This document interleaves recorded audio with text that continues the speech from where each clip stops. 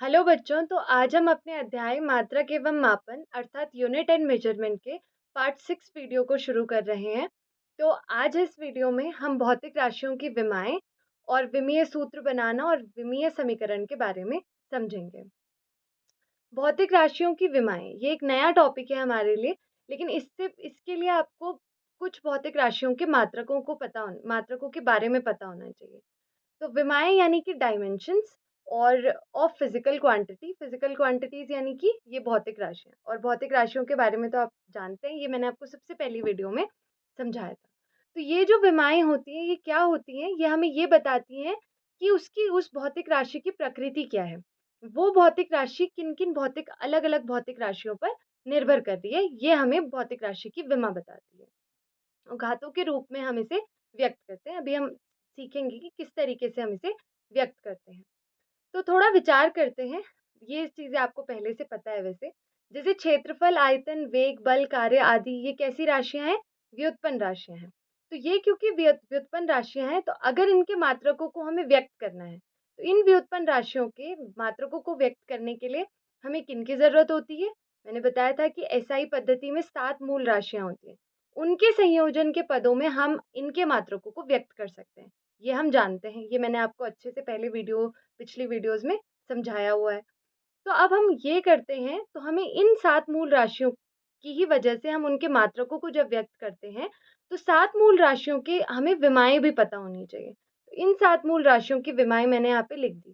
जैसे लंबाई के लिए हम एल लिखते हैं, कैपिटल में लिखेंगे हम, और एक ब्रैकेट के अंदर हम इन्हें बंद करेंगे, और ये ब्रैकेट कुछ इस तरीके से, ये आपने मैथ्स में हम ये कोष्ठक यूज़ करते हैं, वो ये कोष्ठक है। तो एल हम लिखेंगे लंबाई के लिए, द्रव्यमान के लिए एम, समय के लिए टी, विद्युत धारा के लिए ए, क्योंकि ए इसका एम्पियर इसका मात्रक भी होता है खैर, और ऊष्मागतिकीय ताप के लिए के। ये याद रखिएगा, ये विमा के सूत्र हैं इसके। कैंडेला सी, ज्योति तीव्रता कैंडेला लिखते हैं, पदार्थ की मात्रा मोल। तो आपको बस बेसिकली इन तीनों को ध्यान रखना है जो शुरू के हैं। वैसे विद्युत धारा भी बहुत इंपॉर्टेंट है जो हम यूज़ कर सकते हैं, यूज़ करते भी हैं, लेकिन ज़्यादा इम्पोर्टेंट आपके पास ये 3 हैं जो शुरू के, वो हैं, जिन्हें आप ध्यान रखेंगे। तो यांत्रिकी में यानी मैकेनिक्स जो हम पढ़ रहे हैं, जो हम पढ़ते ही हैं वैसे भी, उनमें सभी भौतिक राशियों की विमा को आप व्यक्त कैसे करते हैं? एमएलटी के पदों में। तो एमएलटी यानी कि इनके पदों में आप व्यक्त करते हैं, विमाओं की बात हम यहाँ पे करते हैं। अब जैसे क्षेत्रफल बराबर लंबाई गुणा चौड़ाई होता है, तो सबसे पहले आपको क्या पता होना चाहिए कि हमें उस भौतिक राशि का फ़ॉर्मूला पता होना चाहिए कि क्षेत्रफल बराबर लंबाई गुणा चौड़ाई होता है। अब लंबाई और चौड़ाई, लंबाई के लिए जो हम लिखते हैं विमा, वो हम एल लिखते हैं, जो मैंने आपको बता दी, और चौड़ाई भी क्योंकि लंबाई जैसी होती है, एक लेंथ होती है, मैंने आपको पहले भी समझाया हुआ है, तो इसको भी हम लेंथ मानेंगे, तो इसकी इसकी जो विमा होगी वो भी हम एल लिखेंगे। तो हम यहाँ पे लंबाई के लिए भी एल लिखेंगे ब्रैकेट में, और इसके लिए भी एल लिखेंगे, तो एल गुणा एल कितना हो जाएगा? L square. तो यहाँ पर हमारे पास जो ये क्षेत्रफल है, इसकी विमा क्या आ जाएगी? L square. अब आप देखिए, ये जो क्षेत्रफल था, ये एक व्युत्पन्न राशि थी, इसको हमने मूल राशियों यानी कि लंबाई और चौड़ाई, जो मूल राशि थी यानी कि लंबाई, उसके पदों में व्यक्त किया, उसके पदों में इसकी विमा हमने लिख दी। इस तरीके से हम विमाओं को लिखेंगे। आगे हम और विमाएं देखेंगे। अब किसी भौतिक राशि की विमा को हम किस तरीके से फिर परिभाषित कर सकते हैं? वे घातें जिन्हें उस राशि को व्यक्त करने के लिए हमें मूल राशियों की विमाओं के ऊपर चढ़ाना पड़ता है। तो जैसे क्षेत्रफल की विमा थी, तो एमएलटी, क्योंकि एम की कोई विमा नहीं थी, यहाँ पे अगर हम देखें तो क्षेत्रफल के लिए हम एल स्क्वायर लिखा था, मैंने आपको पिछली वाली जो स्लाइड थी उसमें बताया था। तो वहाँ पे एल स्क्वायर था, लेकिन एम की कोई विमा नहीं थी, एम की घात 0 लिखेंगे, टी की कोई विमा नहीं थी, तो टी की घात 0 लिखेंगे। तो इस तरीके से हमने ये जो घातें हैं, इनको हम विमा कह रहे हैं उस भौतिक राशि की, जिनको हमने कैसे व्यक्त किया?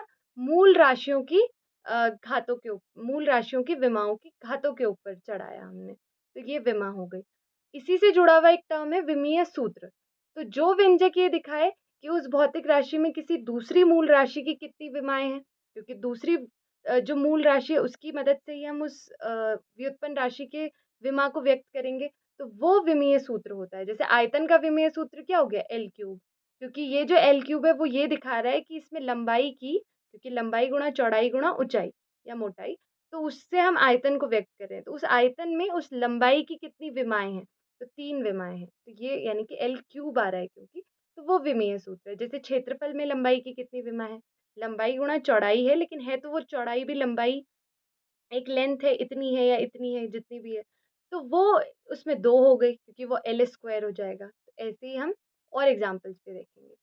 अब विमीय समीकरण, इसी विमीय समीकरण को जैसे अगर हमने उस पर्टिकुलर भौतिक राशि की विमा को उसके बराबर लिख दिया, तो उसको हम कहते हैं विमीय समीकरण।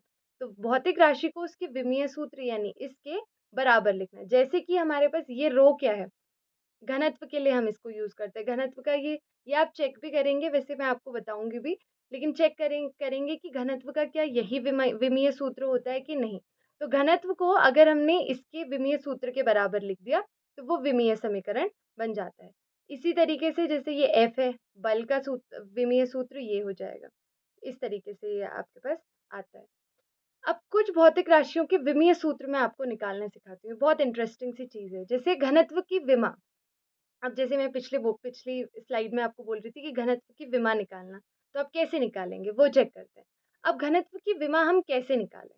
सबसे पहले आपको घनत्व का फ़ॉर्मूला पता होना चाहिए कि घनत्व किन के ऊपर निर्भर करता है, तो ये द्रव्यमान और आयतन के ऊपर निर्भर करता है, द्रव्यमान बट्टे आयतन। अब द्रव्यमान की विमा आपको पता होनी चाहिए, द्रव्यमान की विमा आपको पता हो और आयतन की, तो द्रव्यमान की विमा तो m होती है, हमें पता है, लेकिन आयतन की निकालते हैं सबसे पहले। तो आयतन बराबर लंबाई गुणा चौड़ाई गुणा ऊंचाई होता है। तो अब आपने लंबाई की जगह, क्योंकि चौड़ाई ऊंचाई भी एक लंबाई ही है, तो L गुणा L 3 बार L को गुणा करके लिख देना है L क्यूब। इसी तरीके से हम घनत्व की जब निकालेंगे, तो द्रव्यमान बट्टे आयतन लिखा, इस फॉर्मूले को हमने यहाँ उतार दिया।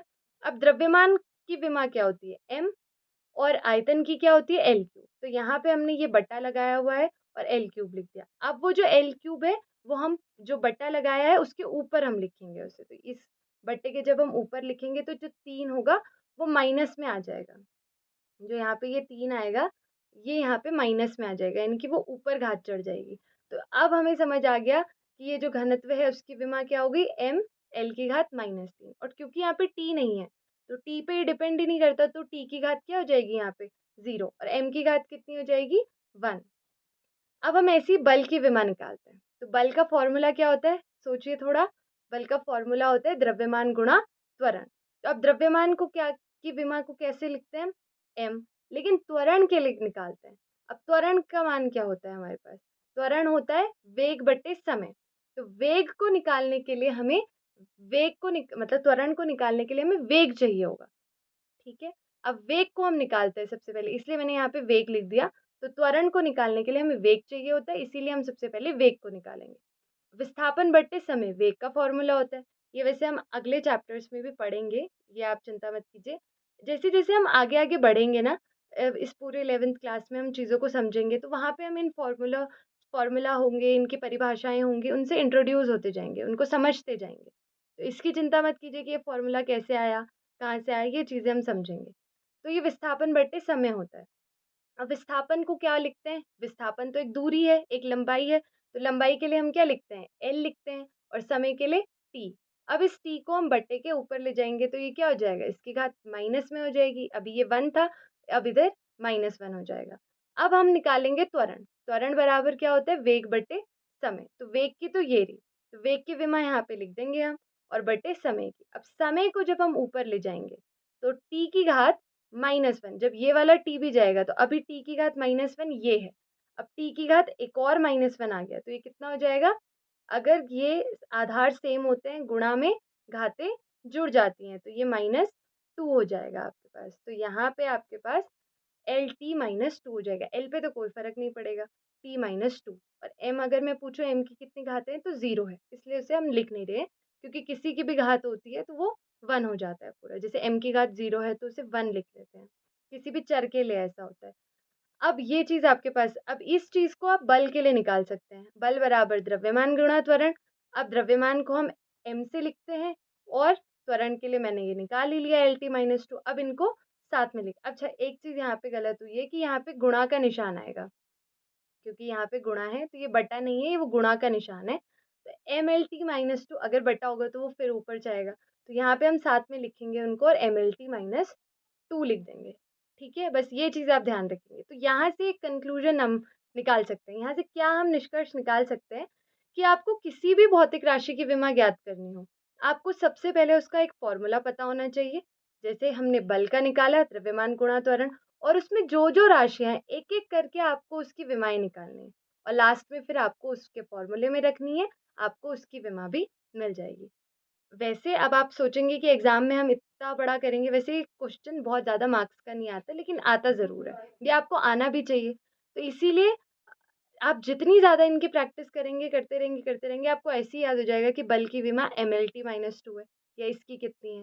थोड़े आसान-आसान वाले जो होते हैं, वो हमें याद हो जाते हैं, या मुश्किल भी अगर हम जितनी प्रैक्टिस करेंगे। तो आज हमने इस वीडियो में सीखा कि भौतिक राशि की विमाएँ किस तरीके से निकालते हैं, विमा क्या होती है, जो भौतिक राशि की प्रकृति की व्याख्या करे। ये हमने सीखा कि व्युत्पन्न मात्रकों को व्यक्त कैसे किया जाता है 7 मूल राशियों के संयोजन के पदों में, और वही विमा है कि आप उन 7 मूल राशियों के संयोजन से एमएलटी या औरों का भी यूज़ करके आप किस तरीके से उनके मात्रकों को व्यक्त कर रहे हैं, वही आपके पास भौतिक राशि की विमाएँ हैं। ये आपके पास वो 7 जो मूल राशियाँ हैं, उनकी विमा हमने लिख दी है। अब विमीय सूत्र बनाना और विमीय समीकरण हमने समझा, विमीय सूत्र किसे कहते हैं, विमीय समीकरण किसे कहते हैं, इनमें जो डिफ़रेंस होता है वो हमने समझा, और इसको हमने देखा कि घनत्व की विमा ये कैसे आई, वेग की विमा ये कैसे आई, और बल की विमा जो हमने लास्ट में देखा वो कैसे आई। और फिर हमने एक चीज़ हमने नहीं सीखी, ये आपके लिए होमवर्क है कि आप ये चेक करेंगे, ये लास्ट में मैंने यहाँ पे लिखा कार्य की विमा, डब्ल्यू यानी कार्य, तो इसकी विमा आप चेक करेंगे कि ये कैसे आई। कार्य का फॉर्मूला होता है बल गुणा विस्थापन, तो आप चेक करेंगे कार्य बराबर बल गुणा विस्थापन से इसकी विमा ये कैसे आई। और एक और है आपके लिए होमवर्क कि रेखीय संवेग की विमा क्या होगी। रेखीय संवेग का फॉर्मूला होता है द्रव्यमान गुणा वेग, तो आप इसकी विमा भी चेक करेंगे। और अगली वीडियो में हम विमीय विश्लेषण और उसके अनुप्रयोगों को समझेंगे, और समीकरणों की उसी का एक पार्ट है, समीकरणों की विमीय संगति की जांच, उसको सीखेंगे। अभी के लिए थैंक यू।